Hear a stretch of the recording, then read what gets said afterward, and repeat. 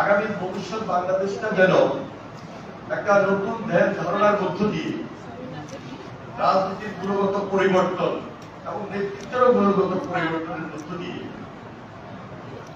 এই দেশের সাধারণ মানুষের আশা আকাঙ্ক্ষার প্রতিফলন তারা যেটা দীর্ঘদিন থেকে দেখতে চায়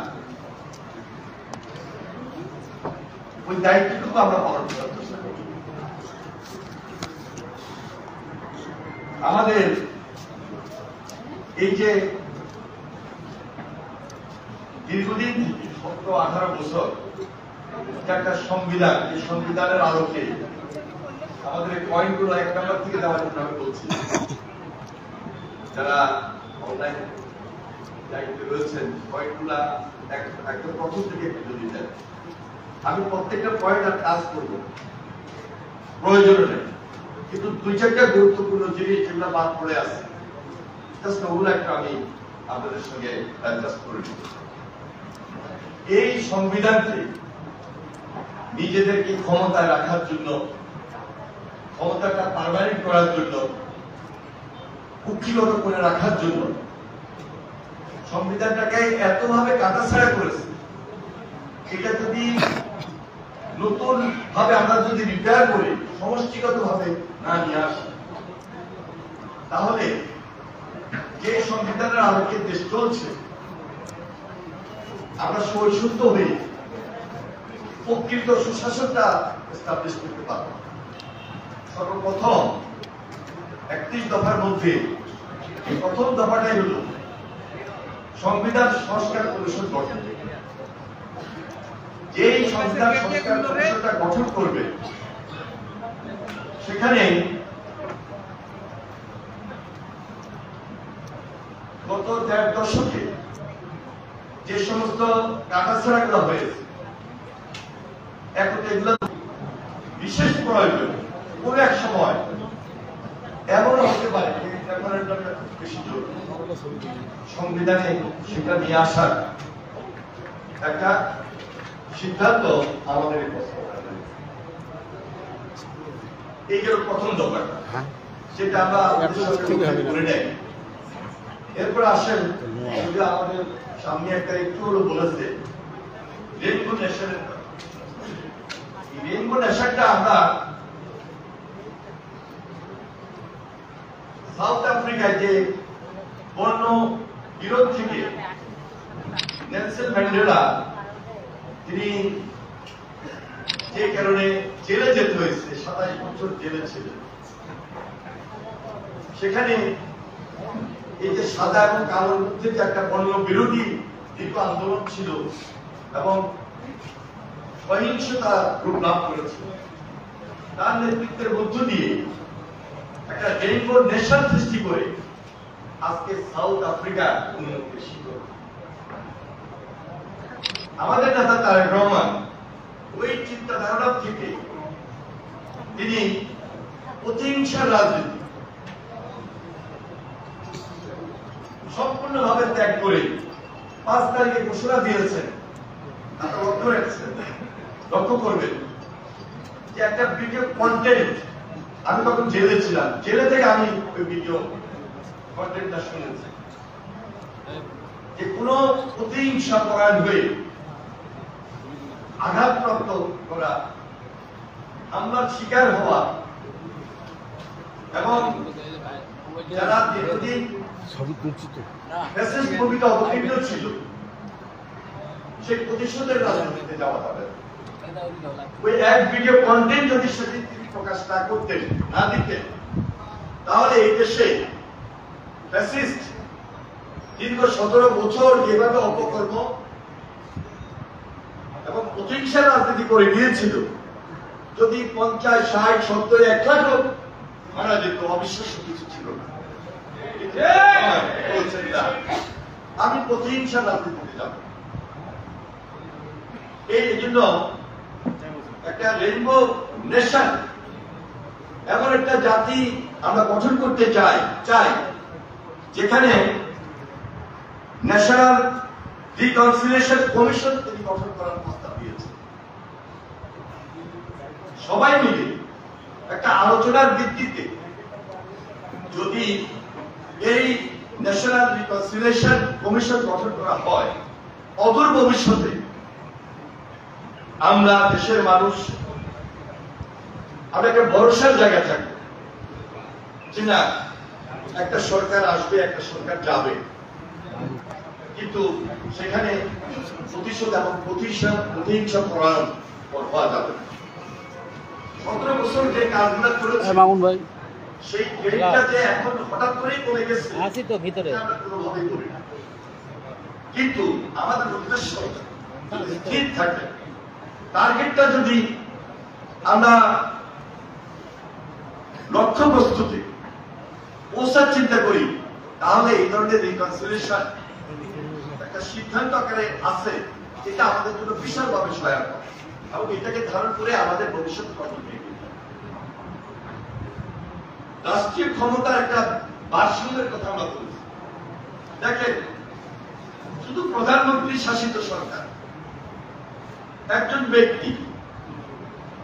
ব্যক্তি সিদ্ধান্ত দিয়েছে যে রাত্রে অন্ধকারে ভোট হবে। একজন ব্যক্তি সিদ্ধান্ত দিয়েছে খুন করো এবং নিজের কর্তৃত্বটাকে কুক্ষিগত করার জন্য এই সমস্ত দুঃশাসন সে তৈরি করেছে। আর যদি পাওয়ার ব্যালেন্স আমরা আইনসভা, পার্লামেন্ট, আমরা রাষ্ট্রপতি, তারও কিছু ক্ষমতা থাকা প্রয়োজন। প্রধানমন্ত্রীর ম্যাক্সিমাম ক্ষমতা থাকবে, ঠিক আছে, বিচার বিভাগের একটা ক্ষমতা, এই যে ক্ষমতার ভারসাম্য, পাওয়ার ব্যালেন্স, এই জন্য আমরা সেখানে একটা সংস্কারের কথা বলি। এক ব্যক্তির হাতে কোনো পাওয়ার থাকবে না। একটা পাওয়ার ব্যালেন্সের জন্য আইনসভা, বিচার বিভাগ, প্রধানমন্ত্রী, রাষ্ট্রপতি, আমরা এটাকে নিশ্চিত করেছি যে এখানে ক্ষমতার ভারসাম্য নিশ্চিত করা খুব জরুরি। এই প্রস্তাবনা আমরা দিয়েছি। এরপর আসেন প্রধানমন্ত্রীর দায়িত্ব। পরপর 2 বার প্রধানমন্ত্রী থাকবে, কিন্তু 3 বার সময় থাকবেন না। এই প্রস্তাবটা অতীতে কেউ কখনো চিন্তা করে না এবং বলেও নেই। এখন এটা নিয়ে পক্ষে বিপক্ষে বিতর্ক আছে, আসলে কি প্রধানমন্ত্রী 2 বার থাকবেন না 3 বার থাকবেন। কিন্তু আমরা বলেছি পরপর যদি 2 বার থাকে, এই প্রস্তাবনাটুকু আমরা নিয়ে এসেছি। 3বার সময় হয়তো উনি থাকবেন না, আবার 5বার সময় দেশের প্রয়োজনে, বিশেষ প্রয়োজনে ওই দল, ওই রাষ্ট্র যদি মনে করে তিনি আবার প্রধানমন্ত্রী হতে পারবেন, এটা আলোচনার দাবি রাখেন। এই প্রস্তাবনাটা সর্বপ্রথম ভারপ্রাপ্ত চেয়ারম্যান তারেক রহমান তার এই 31 দফার 5 নাম্বার দফার মধ্যে নিয়ে এসেছে। এটা নিয়ে পক্ষে বিপক্ষে এখনো কথা হচ্ছে। সর্বশেষ এখন যে সংস্কার আলোচনা, সে আলোচনার মধ্যে এটা প্রাধান্য পাচ্ছে।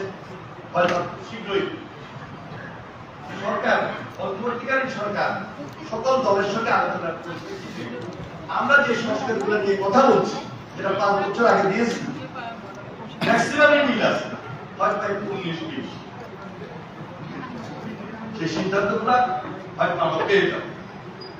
এরপর আসে পার্লামেন্টে 70 অনুচ্ছেদ। আমি 2 বারের পার্লামেন্ট সদস্য ছিলাম। এখানে যারা আছে ম্যাক্সিমামে আমাদের দুলুভাই সহ পার্লামেন্ট মেম্বার হিসাবে দায়িত্ব পালন করেছে। গোল প্রশ্ন যে আমাকে আমার দলের পক্ষেই কথা বলতে হবে, বাইরে যাওয়া যাবে না। এটা ছিল এখন পর্যন্ত 70 অনুচ্ছেদের মধ্যে এটা লিপিবদ্ধ। কিন্তু আমাদের প্রস্তাবনায় আমরা বলেছি যে রাষ্ট্রের কিছু গুরুত্বপূর্ণ জিনিস, 4টি জিনিস, একটা হলো আস্থা ভোট, অর্থ বিল, সংবিধান সংশোধনী বিল এবং রাষ্ট্রীয় নিরাপত্তার প্রশ্নে আমাদেরকে সবাই ঐক্যমত থাকতে হবে। না হলে একটা বিলের উপর আমরা কথা বলতে গিয়ে আমরা যদি এই 70 অনুচ্ছেদের যে কয়টা কথা বললাম যদি এগুলোর উপর আমরা আমাদের নীতিগত অবস্থানটাকে রেখেই শুধু ভোট দিয়ে যায়, তাহলে ওই পার্লামেন্ট বারবার ভাঙতে হবে, ওই পার্লামেন্টে সমস্যা দেখা দিবে। এই জন্য 70 অনুচ্ছেদে একটা সংস্কার প্রস্তাব আমরা দিয়েছি। ইচ্ছা করলে অর্থ বিল ছাড়া আস্থা ভোট ছাড়া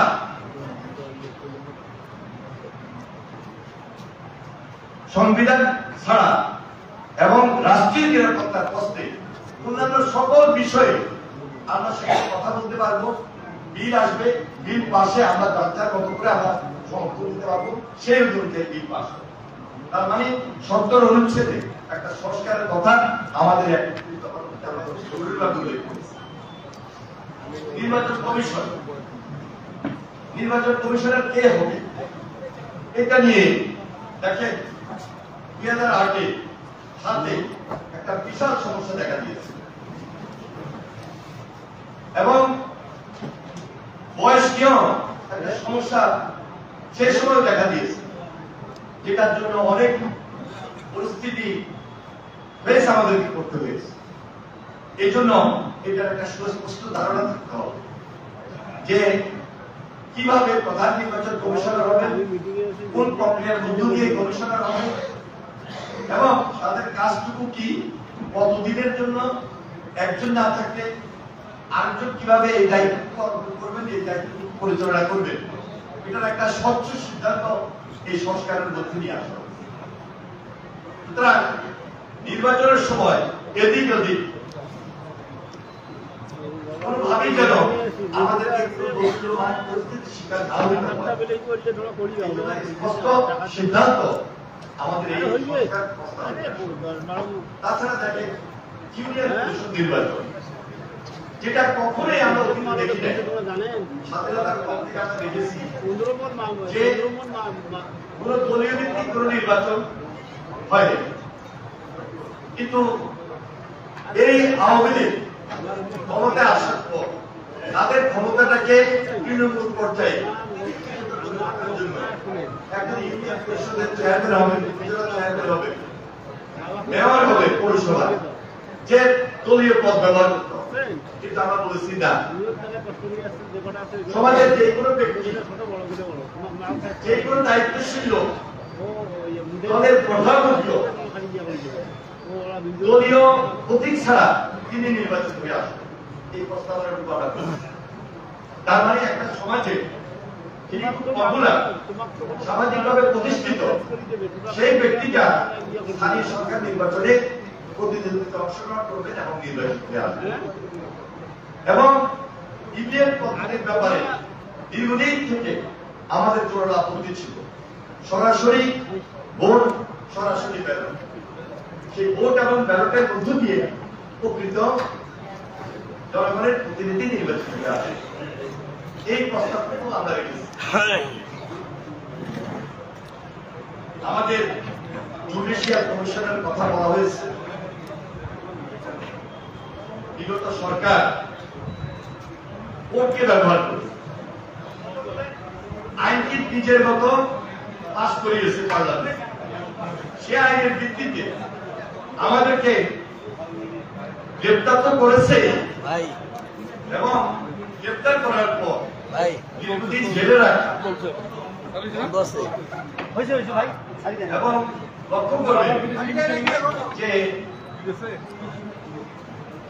তাদেরকে ক্রস ফায়ার দেওয়া হবে অথবা মুক্ত করা হবে, সেগুলোকেও তারা প্রশাসনকে বা আইনের মাধ্যমে জিম্মি করে আমাদের উপর এই অত্যাচার নির্যাতনকে ধারাবাহিকভাবে চালিয়ে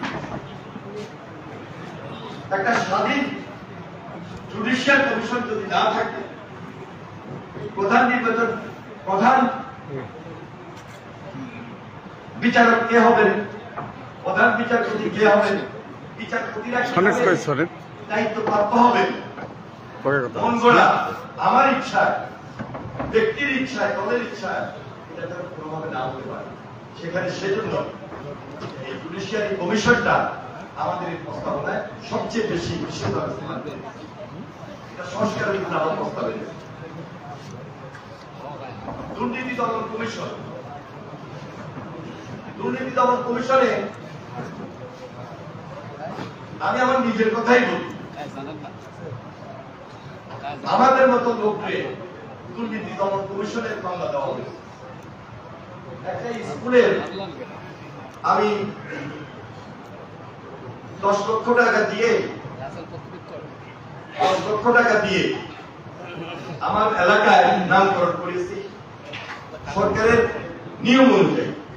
শিক্ষা মন্ত্রণালয়ের একটা নিয়ম আছে, সেই নিয়মের মধ্য থেকে নামকরণ হয়েছে। এখন আমাকে একটা মামলা দিতে হবে, সেই মামলায় আমি 10 লক্ষ টাকা কোথায় পেলাম সেজন্য আমাকে মামলা দিয়েছে।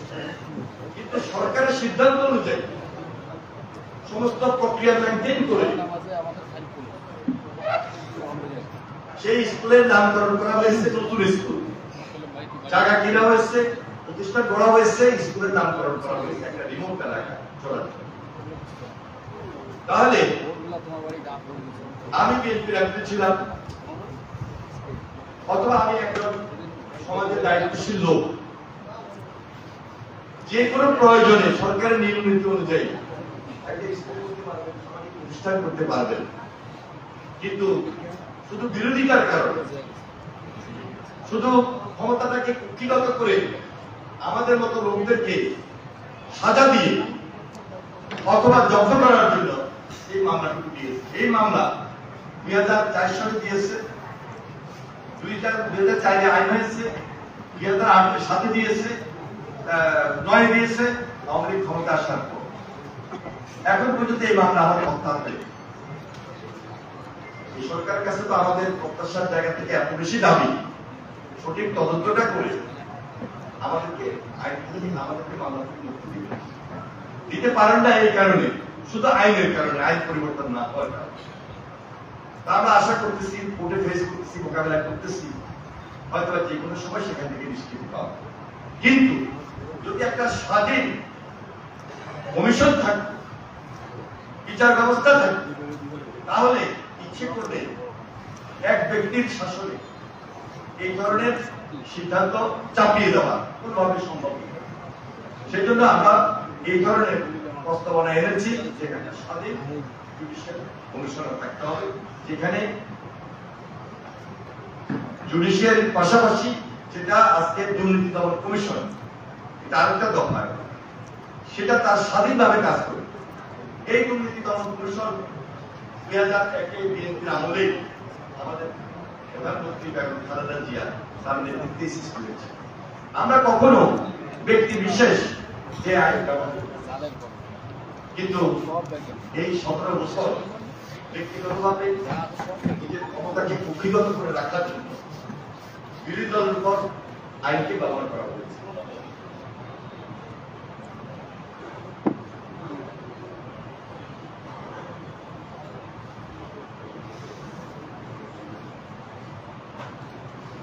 আমার ধারণা প্রায় সবগুলা কথাই এর মধ্যে চলে আসছে। আমরা প্রতিরক্ষা বাহিনীকে সকল বিদ্যুতের মধ্যে রাখার ব্যবস্থা করেছি এবং জাতীয় স্বার্থে অগ্রাধিকার নিশ্চিত করে বৈদেশিক সম্পর্ক উন্নয়নের জন্য আমরা প্রস্তাব করেছি। বিদেশে আমাদের বন্ধু থাকে, যেটা আমি আমার আগের বক্তৃতায় বলেছি, এখন আবার সেই দফা অনুযায়ী জাস্ট রিপিট করছি যে সেজন্য সংস্কার প্রস্তাব করেছি। এছাড়া আমাদের আর 2-1টা পয়েন্ট বাকি থাকতে পারে। সর্বশেষ 31 দফায় আমি আসি, যুগোপযোগী পরিকল্পিত পরিবেশ বান্ধব আবাসন ও নগরায়ন নীতিমালা প্রণয়ন বাস্তবায়ন। আমাদের গ্রামগুলোর মধ্যে জেলা শহর বলেন, উপজেলা শহর বলেন, সবাই এখন নতুন নতুন ভাবে একটা শহরে অবকাঠামোর উন্নয়নের দিকে যাচ্ছে। এখন থেকেই যদি পরিকল্পনা গ্রহণ না করা হয়, তাহলে আপনি দেখেন ঢাকা শহরে আপনারা যান অথবা অন্যান্য বড় শহরগুলোতে যান, একটা অপরিকল্পিত নগরায়ন, হয়তো 2-4টা বিশেষ রেসিডেন্সিয়াল এলাকা তৈরি করেছে গভর্নমেন্ট বিষয়ভাবে, কিন্তু ঢাকা শহরে আপনি গুলশান, বনানী, বারিধারা বা ধানমন্ডি এই সমস্ত কয়েকটি এলাকা ছাড়া আশেপাশে গুলো দেখেন। আমরা তো দেশের বাইরেও যাই, আপনারাও গিয়েছেন। একটা পরিকল্পিত নগরমুখী কি বোঝায়? সবকিছু তো সরকারের আগে, কারণ একটা খালি জায়গা আছে, সেই জায়গায় সরকার যদি যোগাযোগ ব্যবস্থাটাকে আগে থেকে পরিকল্পিতভাবে করে দেয়, সেখানে যার যার জায়গায় সে বাড়ি করবে। কিন্তু যোগাযোগ ব্যবস্থার উন্নতি না হলে বিক্ষিপ্ত একটা নগর গড়ে উঠবে, যে নগর আমাদের জন্য ভবিষ্যৎ প্রজন্মের জন্য খুবই ক্ষতিকারক, অস্বাস্থ্যকর একটা পরিবেশ তৈরি হবে। এই জন্য আমরা আমাদের প্রস্তাবনায় 31 দফাতে খুব বিশেষভাবে এই বিষয়ে নজর দিয়েছি যে যুগ উপযোগী পরিকল্পিত পরিবেশ বান্ধব আবাসন এবং নগরায়ণ নীতিমালা প্রণয়ন এবং বাস্তবায়ন করা। আসলে এই কাজগুলো করা কিন্তু আমরা যত সহজে চিন্তা করি, যত সহজে বলে গেলাম, এত সহজ না। প্রেসিডেন্ট জিয়া তার খুব উদাহরণ দিয়ে বলি, আপনারা অনেকেই জানেন, বেরোন না দুলু ভাই আগে যাবে। মাত্র 3.5 বছরে একটা অস্থির বাংলাদেশ, একটা স্থির বাংলাদেশে, একটা আধুনিক বাংলাদেশে নিয়ে শুধু পরিকল্পনা। আমরা ছোট ছিলাম, জিয়া রহমান পপুলারিটি আমরা দেখেছি। আমরা ছোট থাকা অবস্থায় প্রেসিডেন্ট জিয়ার সঙ্গে খাল খননে অংশগ্রহণ করেছি। এই খাল খনন যে এতটা একটা বিপ্লব হবে সে বয়সে সেই সময় তো আমরা বুঝতে পারি। আজকে এই জাতি হাড়ে হাড়ে টের পাচ্ছে যে কেন জিয়া রহমান ওই ধরনের পরিকল্পনায় গেলেন। একটা খালে পানি আসতেছে, এই জন্য খননটা করে পানিটার স্রোত যেন ঠিক থাকে, সেই পানিতে মাছের চাষ করছে। সবাই কিন্তু চাকরি দেওয়া সম্ভব না। আমি যদি স্বাবলম্বী হতে চাই, তাহলে এই খালের পাড়ে দিয়ে আমি একটা ইরিগেশন প্রজেক্ট করতে পারি। খালের দুই পাড়ে সেখানে গাছের বৃক্ষরোপণ করতে পারি, সেখানে বন আসবে, হাঁস মুরগির খামার করা যায়। এগুলো জিয়া রহমানের পরিকল্পনার অংশ ছিল। 3.5 বছরে তিনি বাংলাদেশে একটা এই ধরনের দফাওয়ার একটা বিপ্লব সৃষ্টি করেছে। তো তারেক রহমানের পক্ষে এই 31 দফা উনি চ্যালেঞ্জ দিয়ে নেমেছেন। উনি তো জিয়া রহমানের সন্তান, তার মাথা থেকে যেটা আসছে একদিনে আসে নাই। ওনার পিতা তারেক রহমানকে উনি অনুসরণ করছেন বলেই এবং পিতার যে সন্তান তার এই অনুসরণ অনুকরণ, দেশের জন্য চিন্তা, ভবিষ্যৎ প্রজন্মের জন্য চিন্তা, এই প্রজন্মের জন্য চিন্তা, দেশটাকে নিয়ে যে উনি স্বপ্ন দেখছেন, এই হলো সেই ধারণা থেকে একত্রিত। এই 31 দফা গত 5 বছর আগেও এত পপুলার হবে এটা আমরা মনে করি না। কিন্তু বাস্তবিক পক্ষে আমি ব্যক্তিগতভাবে মনে করছি যে প্রথম থেকে যদিও এটা এই কাজের সঙ্গে আমি সম্পৃক্ত ছিলাম, আমার নিজের মতো কষ্ট আসতো। এটা একটা কঠিন চ্যালেঞ্জ। কিভাবে আমরা এই যে গ্রামে যাচ্ছি, কিভাবে আমরা এই যে বিভিন্ন ডিভিশনে কথা বলছি, সেমিনার করতেছি, সিম্পোজিয়াম করতেছি, জেলায় যাচ্ছি, প্রশ্ন আসতেছে, ভালোভাবে উত্তর দিতে পারতেছি না। এটা কিভাবে সম্ভব? কিভাবে এই দেশে বিকল্প বিশিষ্ট পার্লামেন্ট করা যাবে? এটা কি সহজ? এটা এখন দিন দিন দেখছি এটা সহজ হয়ে আসতেছে, এটা আরো বেশি জনপ্রিয় হচ্ছে। গ্রামে যান সাধারণ একটা মানুষ বলতেছে যে এই চ্যালেঞ্জটুকু আপনারা গ্রহণ করেছেন। হ্যাঁ, আমরা গ্রহণ করেছি। তারেক রহমান আছে বলেই গ্রহণ করেছি। তারেক রহমানের নীতি, তারেক রহমানের অভয়, তারেক রহমানের সাহস, তারেক রহমানের মনোবল আছে বলেই তো গ্রহণ করেছে।